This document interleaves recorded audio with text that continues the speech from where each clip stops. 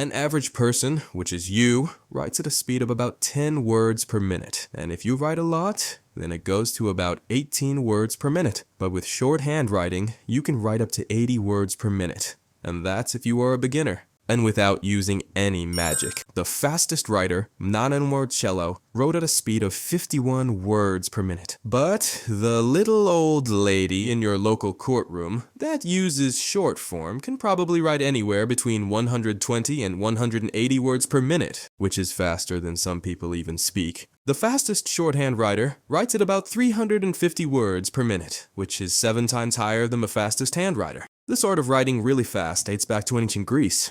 To this guy, Socrates. Most of you guys know this guy as an amazing philosopher. So, for his amazing philosophy to not be lost, he kept a few slaves to write down all of the clever stuff which he kept rambling through the day. The slaves were struggling to note down all of Socrates' wisdom because he spoke too fast. But they were not just any slaves. Socrates had handpicked geniuses to work for him. One of the slaves, Marcus Tullius Tiro, was fed up with trying to keep up with Socrates, so he invented an entirely new writing system called Tironian notes. It was a set of about 4,000 easy-to-write symbols that represented commonly used words, pieces of words, or phrases. By using this, Tiro was able to write so fast that he could transcribe everything Socrates said down to the tiny details. For this, he earned the nickname Father of Stenography. Stenography is a type of short form, but instead of writing, it's typed using this thing. But we don't care about that, because we want to write fast, not type fast. The Tironian shorthand writing stuck around for quite a while, and is still in partial use today. It, meaning and, can be seen on road signs in parts of Scotland. Writing in Tironian shorthand was quite simple.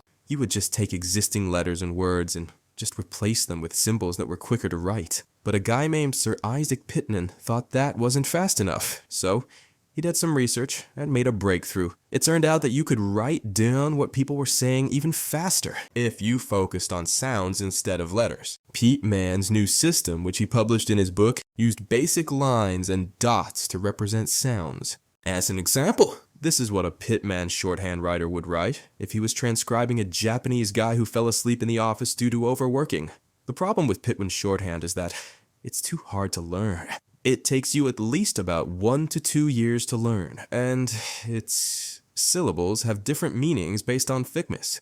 So you need a pen with a nib to write it. And for those reasons, this guy, John Robert Gregg, made a new type of short form writing which could be learned in just a couple of weeks. And it is faster in writing as compared to Pitman's shorthand, and it doesn't require a nib pen. In older generations before us, shorthand used to be very popular. It was used in courts to note down everything said by the lawyers and the judge, and also used in important business and political meetings for the same reason. But then recorders were invented, and now there is not much use for shorthand writers. But that doesn't mean there are no uses for it. If you learn it, you can take faster notes, cheat in exams, impress your crush, be cool as fuck, and most importantly, you can have a secret language that mostly no one will be able to read. And it will only take you a couple of weeks. Well, now you know what shorthand is, but it ain't free, especially not in this economy. It will cost to subscribe.